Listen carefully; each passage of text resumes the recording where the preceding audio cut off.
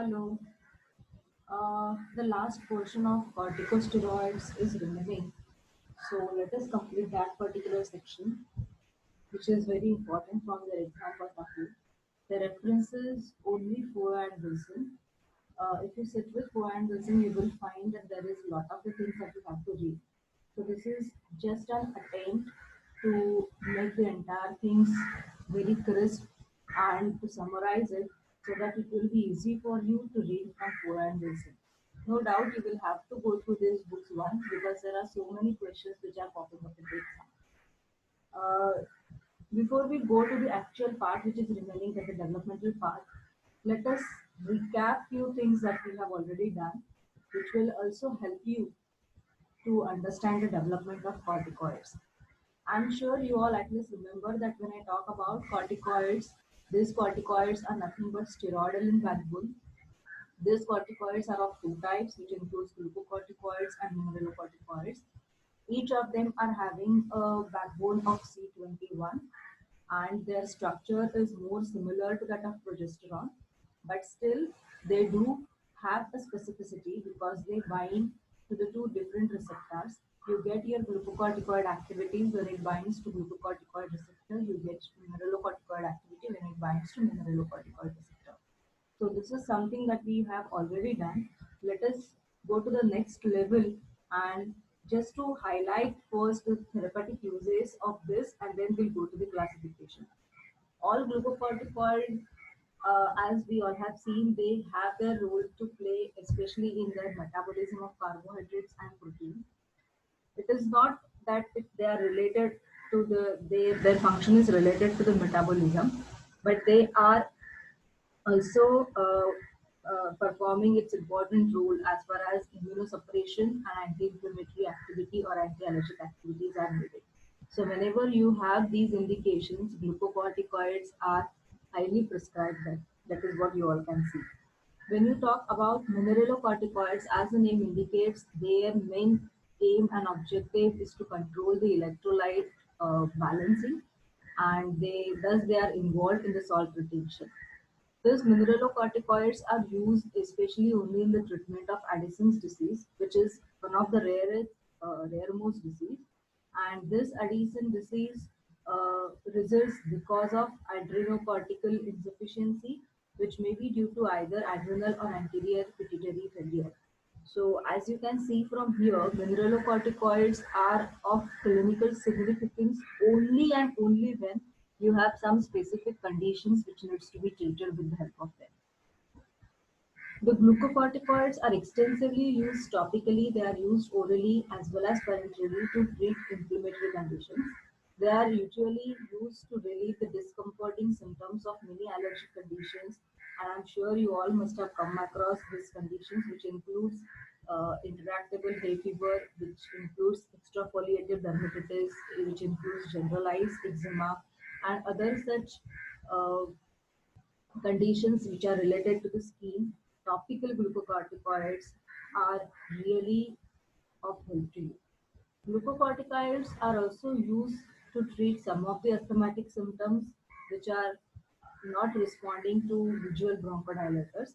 So if you see the uses of these corticosteroids, they are absolutely having a very wide range.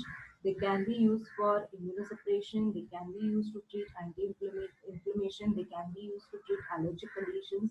They are very, very useful for your eczema, they are useful for your skin disorders. They are even useful for some of your acne treatments.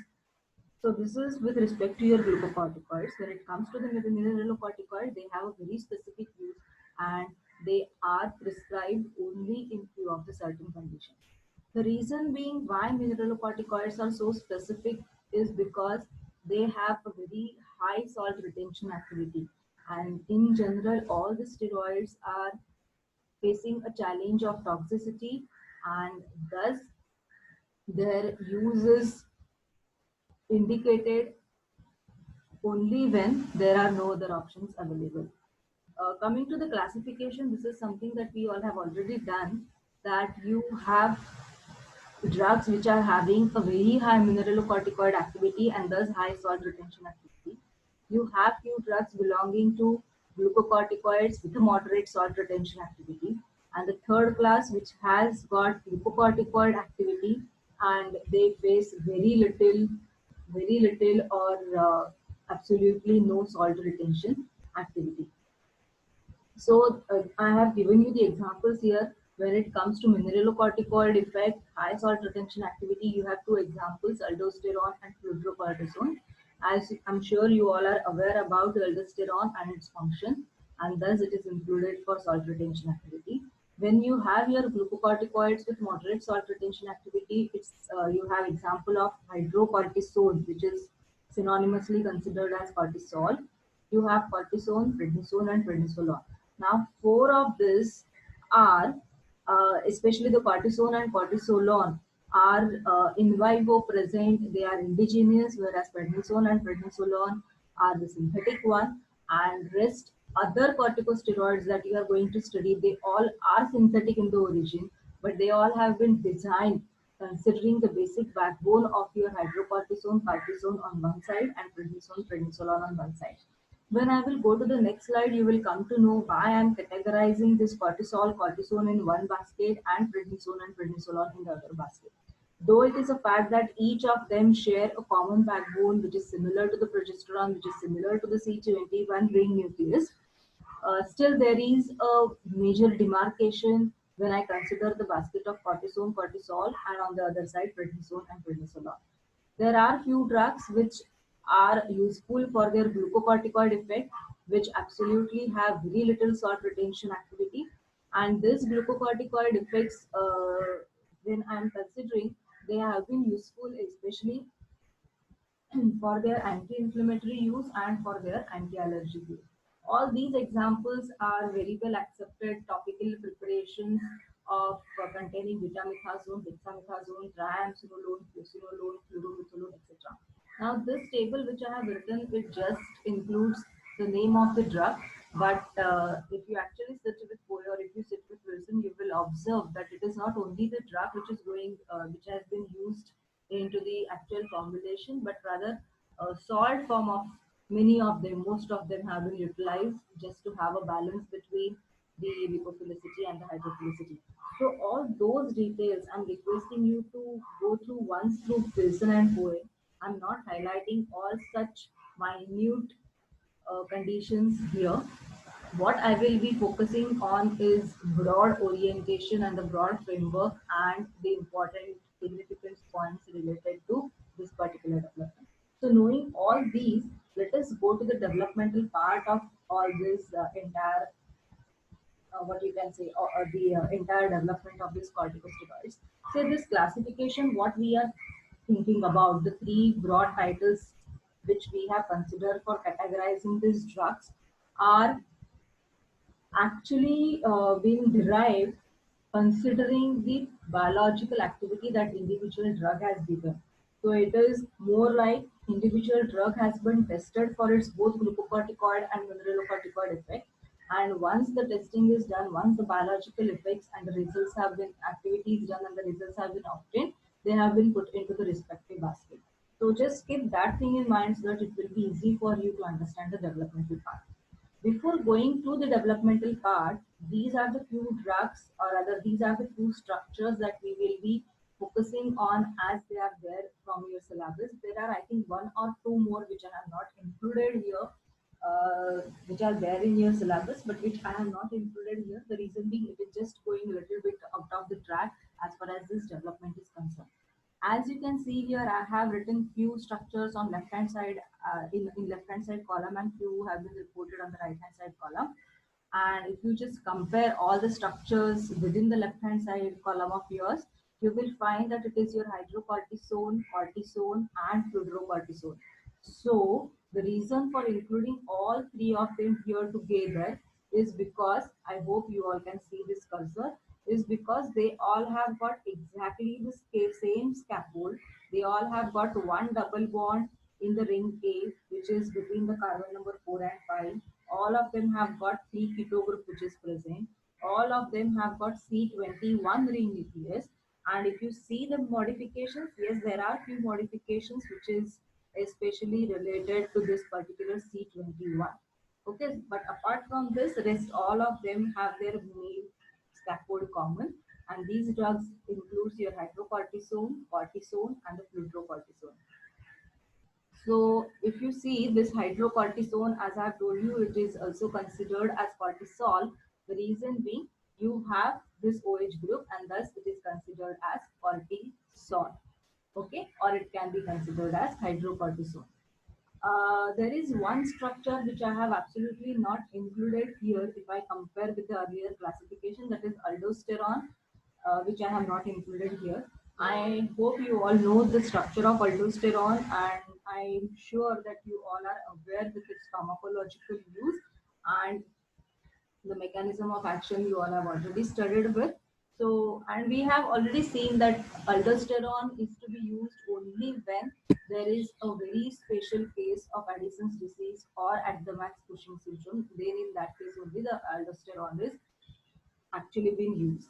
Aldosterone is indigenously present mineralocorticoid and thus it is having a very high salt retention activity. When you have your hydrocortisone, cortisone and fludrocortisone, I have some modifications being done in this scaffold. We'll talk about those modifications later on, but what I want you to just pay attention at this point is all three of them are having a almost same features, only the substituent is different.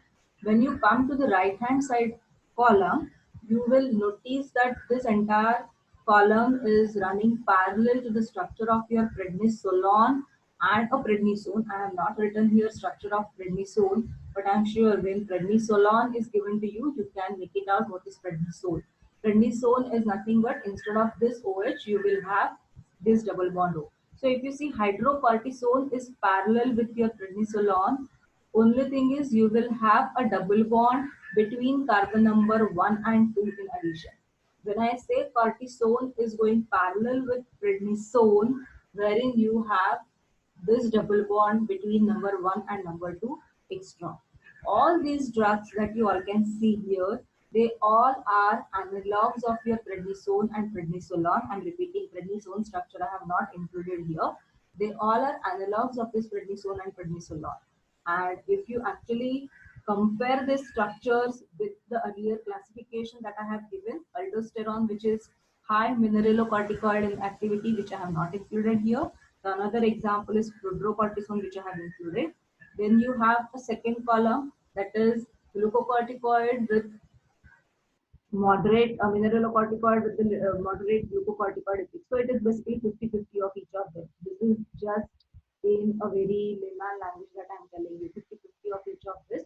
So you have hydrocortisone, cortisone, prednisolone, and the fourth one here has to be that is prednisone.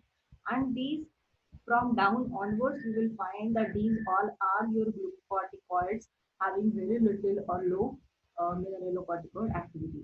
This is what the classification that I'm talking about. And as you can see now, we'll start with the fludrocortisone itself, which is highly having salt retention activity. So let us start actually with the drug development. For drug development, let us consider the left half and the right half separately, which will be easy for you to understand the developmental part. So when I'm considering these three structures, cortisone and hydrocortisone, they are in vivo indigenously present and they have been utilized for your rheumatoid arthritis, but especially for rheumatoid arthritis. But the side effect which they have is it has excessive sodium retention, which is not required, right? If you are going for a drug which is to be used for rheumatoid arthritis, and if it has a side effect of sodium retention, definitely that is not going to serve your purpose. So the efforts were directed so that you will have a drug wherein the glucocorticoid effects have been raised so that the rheumatoid arthritis, anti-allergic, anti-inflammatory effects can be taken care of. And at the same time, its sodium retention power would be reduced. So all those efforts were created, all those efforts were directed, and that gave you the next congener, which is fludrocortisone. So if you just observe the structure of cortisone and fludrocortisone, it is just the uh, uh, uh, substituent F that you have at the position 9. Fludrocortisone has got OH group here, and it is considered as a 9-fluoro analog. Ideally, actually, this fluorocortisone is the final drug that we are looking in. But there are all the various halo groups that has been put forth at this particular ninth position, which has bromine, iodine, fluorine, chlorine, etc. What was observed that the glucocorticoid activity is inversely proportional to the size of the halogen at the carbon number 9. See, when you are talking about hydrocortisone and cortisone giving you side effect of excessive sodium retention, your objective to develop the next analog is to decrease that sodium retention activity and increase the glucocorticoid activity, right? So when you are increasing the glucocorticoid activity, it was observed that if I put at ninth position a halo group, then definitely it is going to increase my glucocorticoid activity. Moreover, there is one particular rationale that if I have that halo group there, then my glucocorticoid activity increases inversely, or rather, my glucocorticoid activity is inversely proportional to the size of the atom. That means if I have the smallest atom being placed, I will have maximum glucocorticoid activity being observed. So initially, the efforts were started with the bromo analog, but ultimately it rounded up to the fluoro because fluoro, being the smallest in the size, gave maximum glucocorticoid activity in that entire set of halogens when it is kept at the position 9. So what happened? It was the glucocorticoid activity, increase in the glucocorticoid activity, that particular objective was achieved because the glucocorticoid activity was raised by 11-fold just by just by having insertion of 9 fluoro constituents at the ninth position. Of course, this is in comparison with hydrocortisone and cortisone. So the glucocorticoid activity increased up to 11-fold, but in doing this, the mineralocorticoid activity is increased 300 to 800 fold. So the objective was just to prepare a container of hydrocortisone and cortisone, which will be able to give me less salt retention and thus making the drug favorable for anti-allergic and anti-inflammatory effect. That was the objective, which is achieved partly because the glucocorticoid activity was increased, but at the same time, mineralocorticoid activity was increased much higher fold, which is around 300 to 800 fold.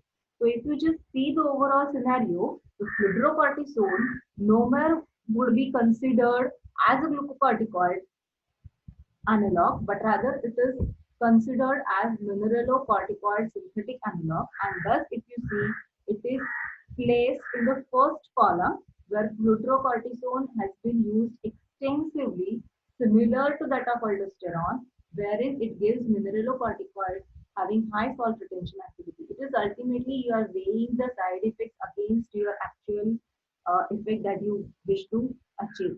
So fludrocortisone was the drug which got developed with the objective to give glucocorticoid effect only. But since it has gave mineralocorticoid effect much higher fold, see 11-fold times increase and 300 to 800 fold times increase. So naturally, fluorocortisone was considered on the basket of mineralocorticoid giving drugs. So now the next objective is now the glucocorticoid activity has got increased, but mineralocorticoid activity is not taken care of. So the next effort is to have the drugs prednisone and prednisolone. So in case of prednisone and prednisolone, if you observe the earlier slide, you all know that you have insertion of double bond between C1 and C2. What was observed is this prednisone and prednisolone was better in giving your glucocorticoid activity than your hydrocortisone and cortisone, and their mineralocorticoid activity is lesser than what you all have got in case of fluorocortisone. So now increase in the activity, glucocorticoid activity for prednisone and prednisolone, the reason could be because of insertion. This increase in the potency is only because of double bond between insertion of double bond between C1 and C2. What happens when you have a double bond between C1 and C2? This is shown here. Basically, when you insert an extra double bond between C1 and C2, it gives you a change in the conformation. So what is the change in the conformation that is depicted, that has been depicted in this figure down here? See, you have A, B, and C. All these three are different conformations. What is A? A is the conformation given for ring A, wherein ring A is represented in the chair form, which is possible when you do not have any double bond in ring A. Okay, I'm repeating. Ring This A figure denotes the chair conformation of ring A, and that chair conformation is possible when you absolutely do not have any double bond in ring A. So, okay, so that is your chair conformation. When you insert a double bond between carbon number 4 and 5, as in case of your hydrocortisone, cortisone, and fluorocortisone, etc., your conformation of ring A changes to structure B. What is that structure B? That structure B is your half chair structure, half chair conformation. When you insert one more double bond between carbon number 1 and 2, as in case of your prednisone, prednisolone, and its other analog, the entire right hand side of the page which has been given to you, then your conformation changes to both.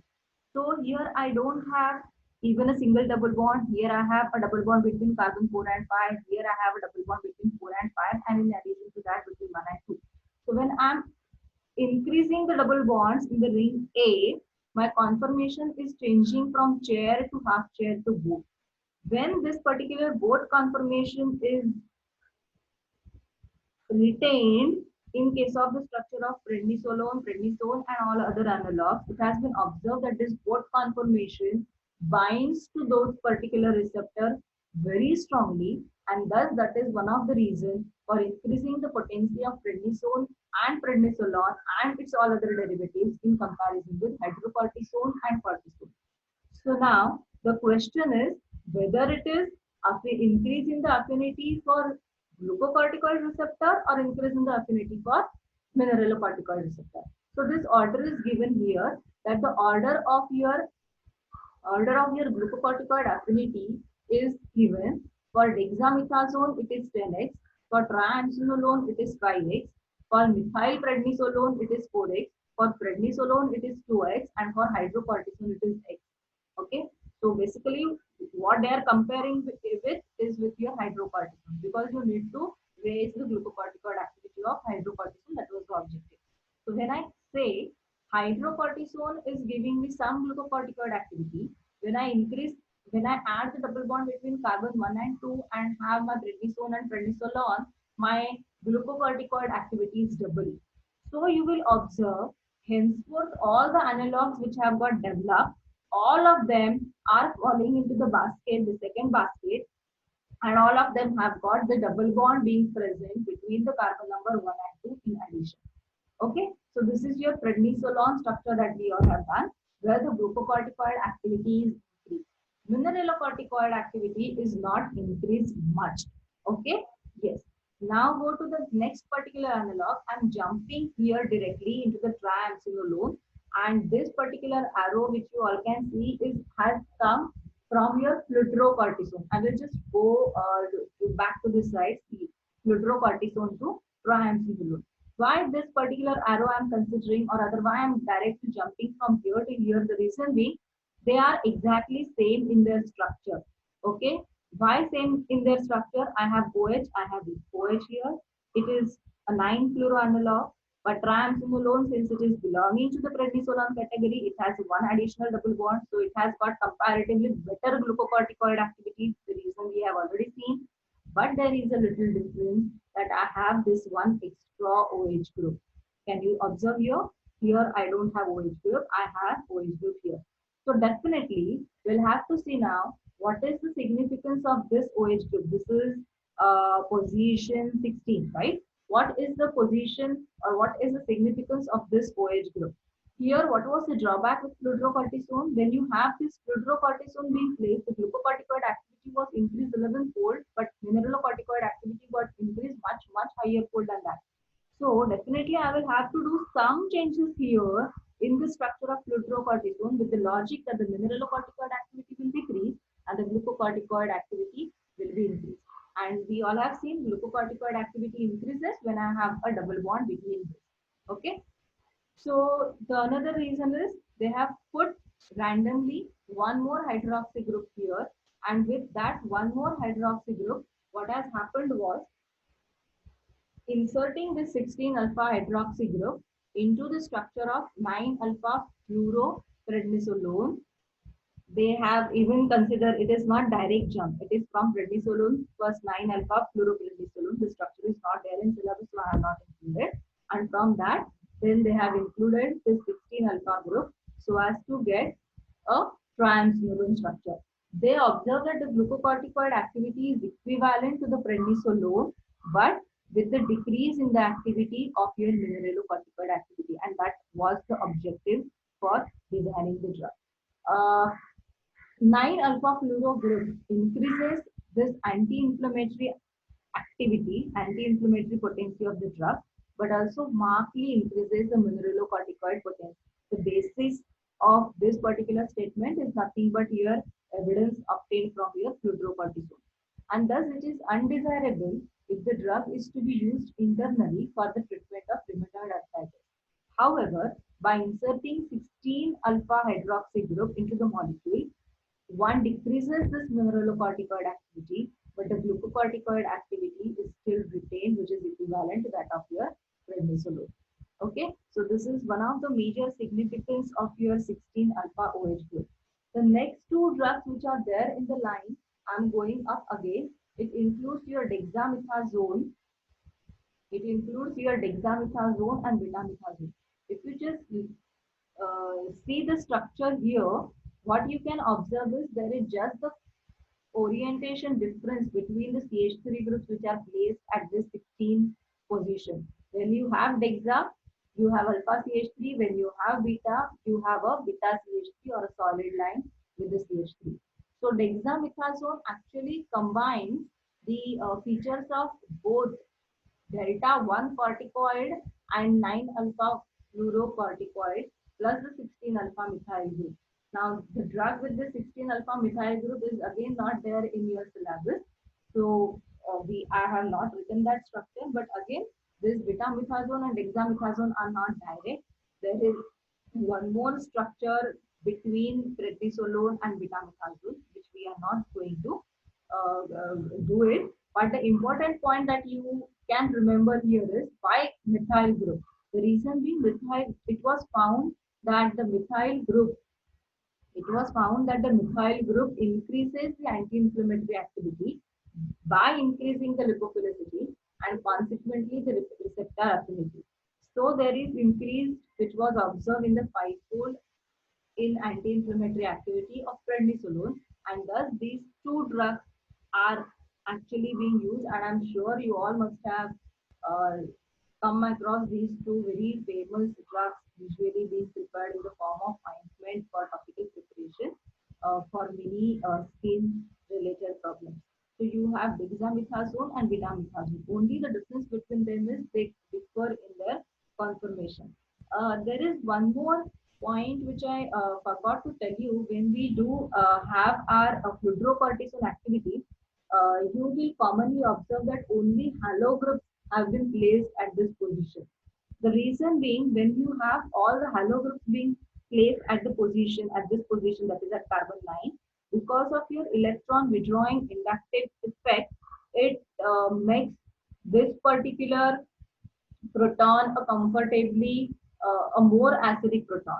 And this particular acidic proton is easy to form a bond, hydrogen bond with your receptor. So that is one of the very important reasons which is really explained very well, I think, in the SOA, which is explained really very well in SOA. So this is overall the development of the drug which all the drugs which have been mentioned in your syllabus. There is one more drug, fluocinolone, but not much of the things have been given regarding fluocinolone. It is, if you observe, there is one more fluorine group which has been placed. So it is actually the fluoro analog of your triamcinolone, right? It is fluoro analog of your triamcinolone.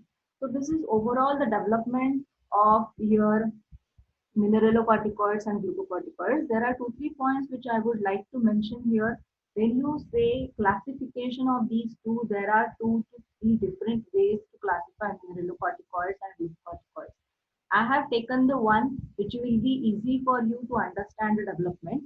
which is based on the mineralocorticoid and the glucocorticoid effect. First way of classifying it. There is another way of classifying this is based on their use. You have topical and you have systematic route based on which you can classify your corticoids. There is third way which have been included in the textbook, which includes based on its activity, or rather based on the potency, very potent, moderately potent, low potency, etc. So there are three different ways for classification. I will request you to please go through this particular thing from your core and Wilson and keep the things ready.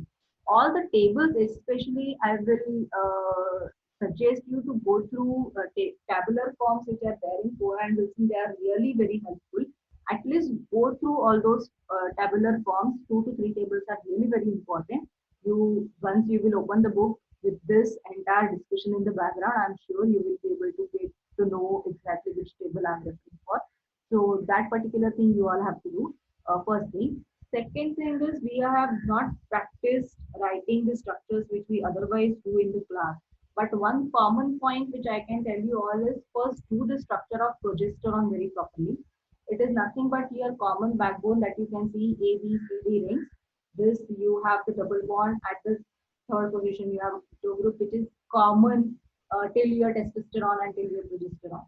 Then you have this C double bond O and OH, CH2OH, which makes this as a C21 carbon. This is your C18, this is your C19, this is your C20, and this is your C21. So that is something the common backbone that you have. Then you try to remember the structures in the way I have written it so that it will be easy for you to understand. These three, the left hand side structures which I have written will be having only one double bond, and the right hand side structures which I have written, they are prednisone, prednisolone, and log, and they will have one more additional double bond. Fludrocortisone is the fluorosubstituted analog of this. So actually, if you do this, just the 4 structures, not even 4, if you just do the 2 structures, it is more than enough. Just do the structure of hydrocortisone and prednisolone very specifically and very correctly. Okay, because hydrocortisone and prednisolone are similar. So when I know hydrocortisone, I have to just put one double bond, I get my prednisolone. When I know cortisone, I have to just put one double bond, I get prednisone. So it is just one structure that you have to do it carefully, and then the rest other are the substituents of it. Fludrocortisone is 9-fluoro analog. From fludrocortisone, developmental wise, I have to have decreased the mineralocorticoids, so I'm putting 16 alpha hydroxy here. Rest everything is same. I know triamcinolone falls into the basket of prednisolone, so I have included one more double bond. Once the triamcinolone is done, fluocinolone is easy. I have to just make one more fluorine at the 6th carbon, which gives me fluocinolone. When I'm considering dexamethasone and betamethasone, remember that there is one analog between this which is not there in syllabus, which includes the CH3 orientation here. Okay, so just keep that thing in mind. When you want beta, just make it beta. When you want dexa, just make it alpha. That's it.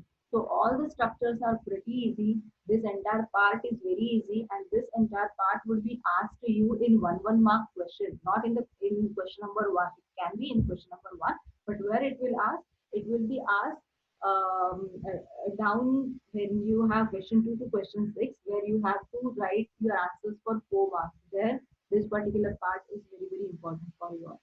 So I hope whatever things that have been covered here that you all have understood. And if you have any doubts, you can WhatsApp me or you can email me.